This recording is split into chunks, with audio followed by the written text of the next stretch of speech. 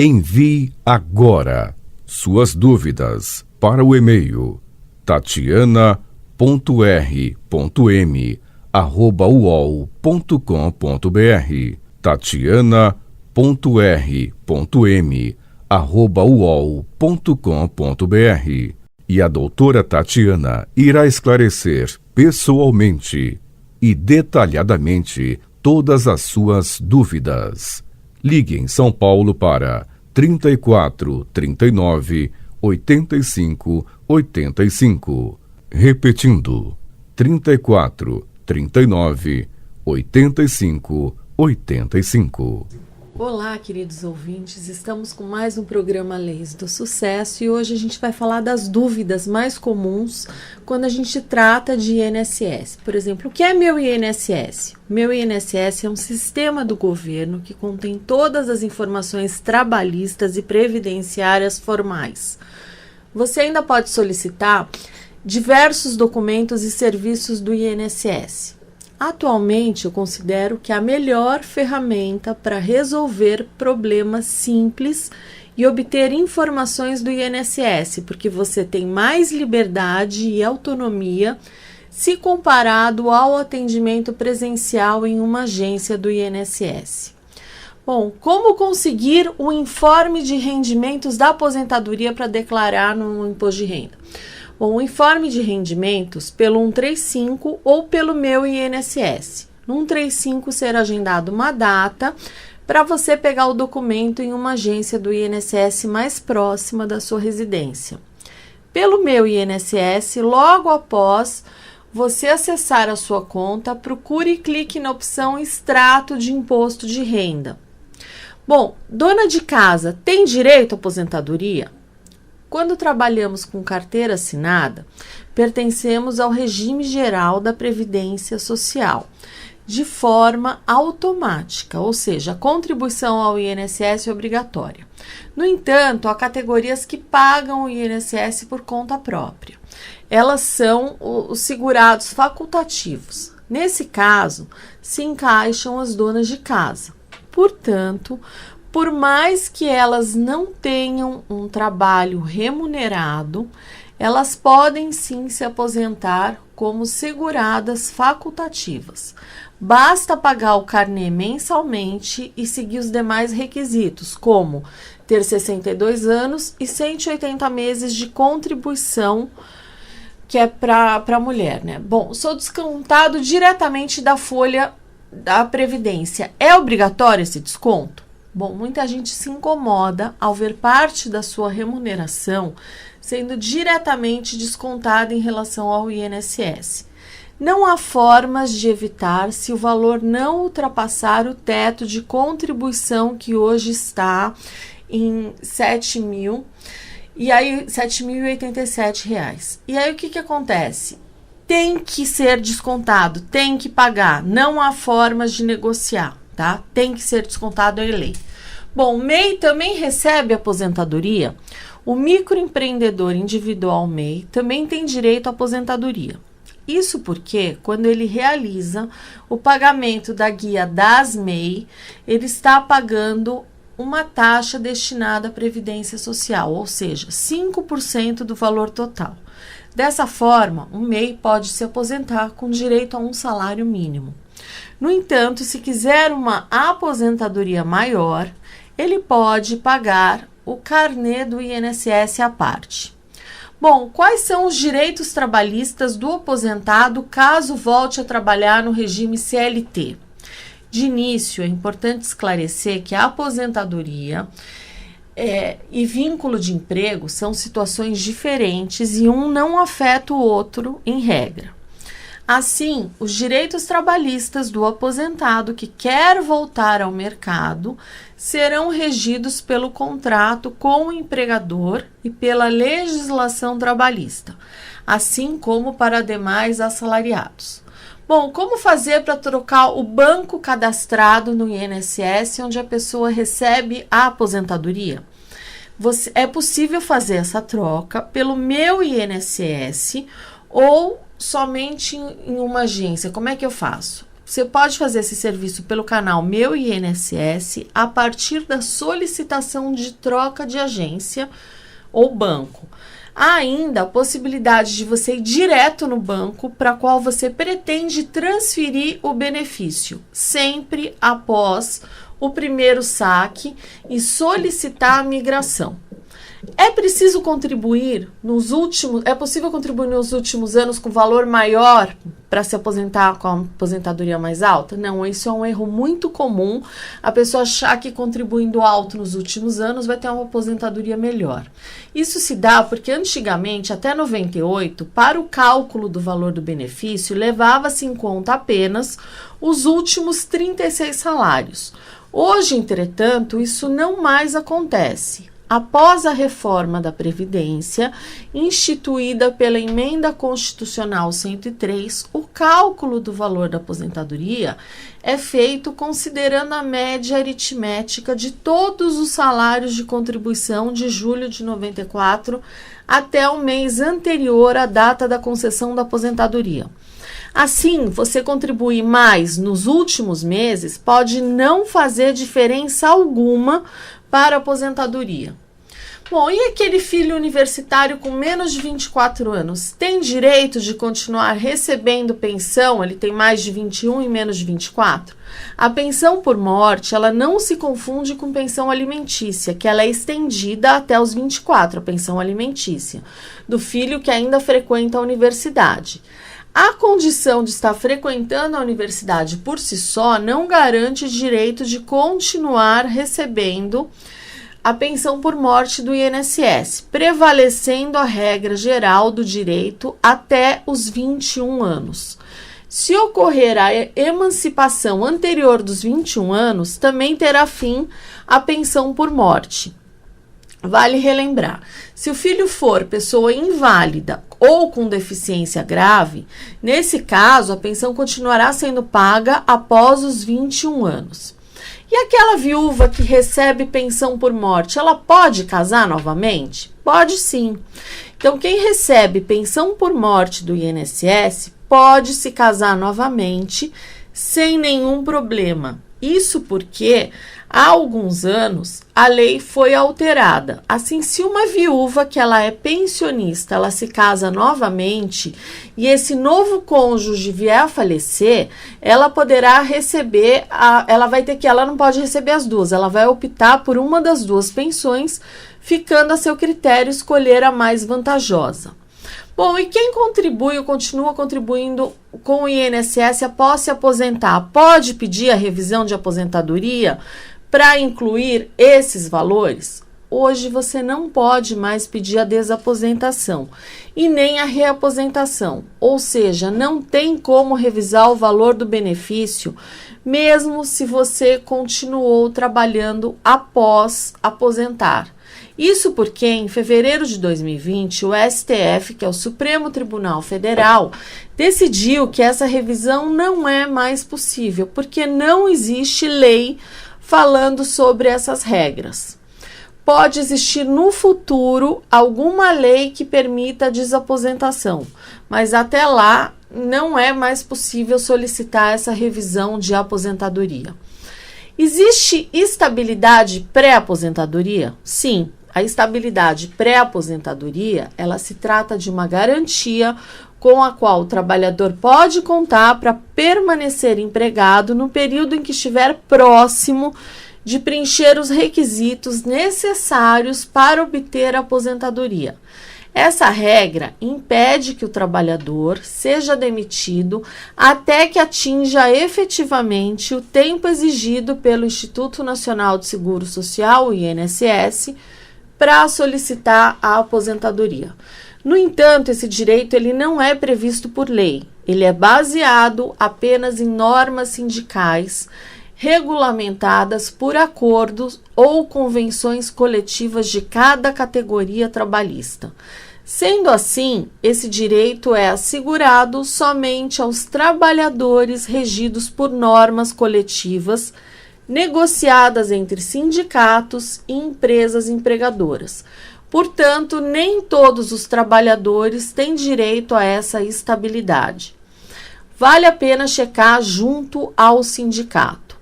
Bom, e quem tem direito a pedir uma revisão de aposentadoria?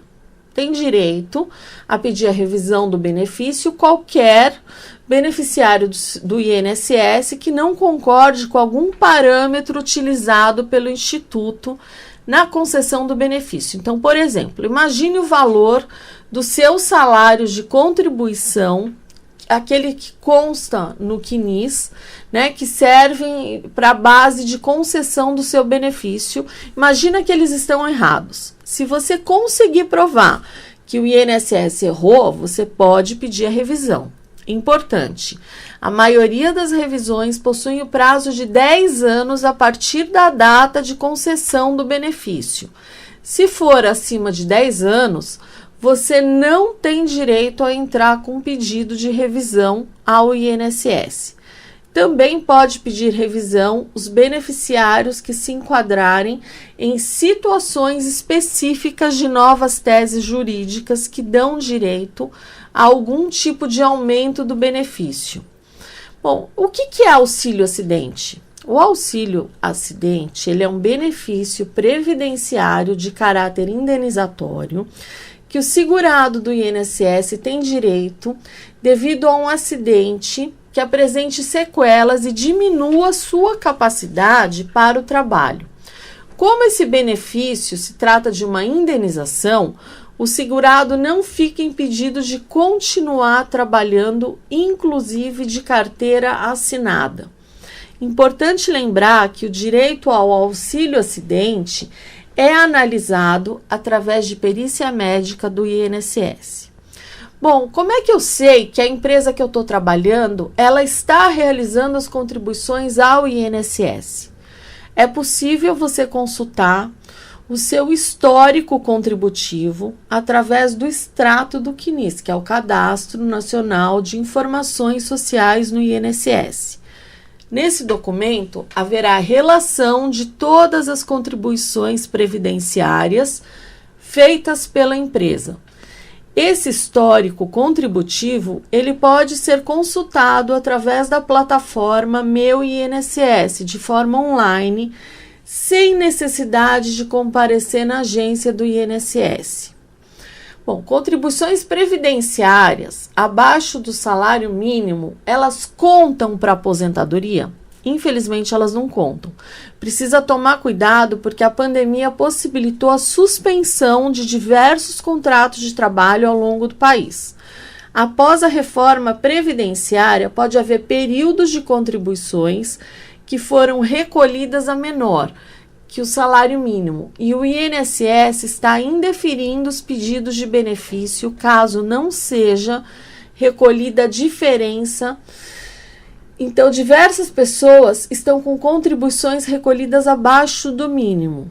E se o período de trabalho foi posterior à reforma previdenciária que ocorreu em novembro de 2019, a responsabilidade em pagar a diferença dessas contribuições é sua, ou seja, do empregado. Sim, infelizmente, diversas aposentadorias por idade ou mesmo outros benefícios, como auxílio-doença e demais, eles estão sendo prejudicados por falta de complementar essa diferença das contribuições. Na prática, deve o INSS, quando do seu pedido de aposentadoria, lhe notificar e abrir uma exigência informando que você possui contribuições abaixo do salário mínimo. Após isso, você deverá emitir uma guia complementar, recolhendo essa diferença para que seja contado esse período de trabalho na aposentadoria.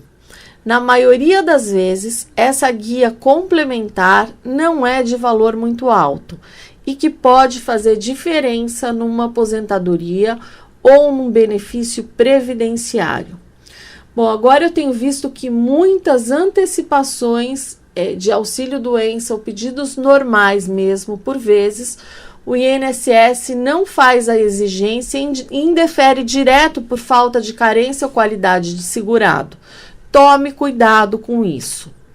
Bom, e o que é um planejamento previdenciário? O planejamento previdenciário para aposentadoria, ele consiste em uma organização e estudo de todo o tempo de contribuição para o INSS e também para outros regimes, para que o trabalhador obtenha o benefício de aposentadoria mais adequado e vantajoso. O planejamento, ele busca identificar por quanto tempo o segurado terá que contribuir para o regime previdenciário para garantir o direito de se aposentar. O estudo da vida previdenciária visa também garantir a segurança jurídica do contribuinte para evitar a perda financeira com recolhimentos desnecessários ou recolhimentos abaixo do mínimo. Em resumo, o planejamento previdenciário, ele tem como objetivo a obtenção da aposentadoria com o maior valor dentro do menor tempo possível. Quem recebe adicional de insalubridade ou periculosidade tem direito a uma aposentadoria especial? Nem sempre. Esse adicional é em razão da legislação trabalhista. Para o INSS, é preciso comprovação de requisitos previstos em leis próprias, de acordo a cada época. Bom, e como é que eu faço para afastar o fator previdenciário da minha aposentadoria? Se você se aposentou antes de 2015, a única forma de afastar o fator previdenciário é pela aposentadoria especial, ou só será vantajoso se for acima de 1. Depois de 2015, além da aposentadoria especial, existe a aposentadoria por pontos. E depois de 2019, dessas duas hipóteses, há algumas regras de transição que também afastam o fator previdenciário. Bom, uma outra questão. Trabalhei sem registro. O INSS reconhece esse tempo para minha aposentadoria? Não. O INSS irá exclusivamente pelas informações que constam no CNIS e na carteira de trabalho, se forem fidedignas, isso é, sem rasuras, em ordem cronológica, enfim. Para comprovar esse período sem registro, o segurado precisa coletar documentos e testemunhas para que seja reconhecido para a aposentadoria. Uma outra dúvida: deixei de pagar o INSS, posso contribuir em atraso? Contribuições em atraso são um perigo. Não são todas as categorias de contribuintes que podem realizar. Além disso, se houve alteração de categoria, é outro problema. Se é facultativo, outra regra. A recomendação é não realizar o pagamento até você ser instruído corretamente por um especialista. Ocorre o risco de você ter o dinheiro jogado fora e o INSS não reconhecer o período. Bom, o que é pensão especial dos portadores da síndrome de talidomida? O benefício é devido aos portadores de deformidade física decorrente do uso de talidomida, independente da época da sua utilização. Assim, é garantido o direito à pensão especial aos portadores da síndrome de talidomida nascidos a partir de 1º de janeiro de 1957, que foi a data do início da comercialização da droga denominada talidomida. Inicialmente, ela foi vendida com os nomes comerciais de Sedin, Sedalis, Sleep. De acordo com a Lei 7070 de 20 de dezembro de 82, a renda mensal inicial será calculada mediante a multiplicação do número total de pontos indicadores da natureza e grau de dependência resultante da deformidade física constante do processo de concessão, pelo valor fixado em portaria ministerial que trata dos reajustes dos benefícios pagos pela Previdência Social. Então, existe aí essa síndrome, as mulheres, quando elas tinham enjoos durante a gravidez, muitas tomaram e muitas crianças nasceram com esse problema. Então, existe também esse benefício que pouca gente conhece, né? Então, se conhecer alguém que tem essa síndrome, é importante você avisar para que essa pessoa possa ir buscar os direitos. Bom, e LOAS também existe o BCP, né, que é o correto de se falar, porque LOAS é a Lei Orgânica da Previdência Social. Então, o BCP, que é o benefício de prestação continuada, você pode requerer se você for idoso, se tiver mais de 65 anos, ou se você tiver uma deficiência. Mas o importante desse benefício, a pessoa tem que ter condição de miserável, ou seja, ela não pode ter bens, ela não pode ter renda. A renda familiar tem que ser menor de 1/4 de salário mínimo. Se for, vamos supor, acima disso, até meio salário mínimo por pessoa, você tem que comprovar gastos com medicamentos para que você consiga aí esse benefício. Mas esse benefício, ele não gera, não tem 13º, não gera pensão por morte. Então, aquela pessoa que falecer recebendo esse benefício não transmite aos herdeiros. E mudando a situação financeira, vamos supor, a pessoa está recebendo o BCP, também conhecido como LOAS, está recebendo o benefício. Essa pessoa casa. Mudou a situação financeira, casa com uma pessoa que tem uma aposentadoria de R$3.000, mudou a situação financeira. Então, essa pessoa não faz mais jus ao LOAS, BCP corretamente, que é o benefício de prestação continuada. Então, ela já não faz mais direito. Então, é muito melhor que a pessoa, às vezes ela falta 1 ano, 2, né, de recolher, é muito melhor ela recolher e ela poder se aposentar e efetivamente ter direito a 13º, se casar, gerar pensão por morte, do que ficar nessa situação recebendo benefício que a qualquer momento pode ser cessado se mudar a sua situação financeira. E outra coisa, tem gente que pede benefício e não tem direito. Por quê? Porque tem renda, porque tem bem, já saiu gente em Miami que recebe esse benefício, aí é complicado. Porque aí você é fraude o que você está fazendo. E aí você vai responder processo criminal, tá? Então tome cuidado, que eu já tive, assim, muitas pessoas que vieram pedir para eu fazer esse benefício, mas eu não faço porque eu sei que a pessoa não tem direito e eu sei que vai dar problema, então eu já nem faço. Agora, tem outras pessoas que até ajudam, faz para a pessoa e a pessoa vai receber indevidamente. Então, tome cuidado com isso. Bom, vou divulgar, se vocês puderem, entrem no meu Facebook, Leis do Sucesso. Tem o Facebook, o Leis do Sucesso, e YouTube, Tatiana Ragosta. Eu divulgo aqui os programas da rádio. Se você quiser atualizações de direito previdenciário, você pode entrar no Instagram, Ragosta Advocacia, ou no Facebook Ragosta Advocacia, que eu posto 2 vezes por semana temas de direito previdenciário. Então fique por dentro, que a informação é a melhor coisa que você pode ter. Bom, essas e outras notícias você acompanha aqui no Leis do Sucesso. Fiquem com Deus e até o próximo programa. Envie agora suas dúvidas para o e-mail tatiana.r.m@uol.com.br tatiana.r.m@uol.com.br.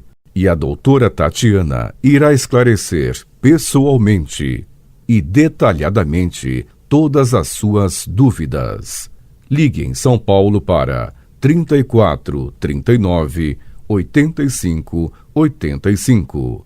Repetindo, 34 39 85 85.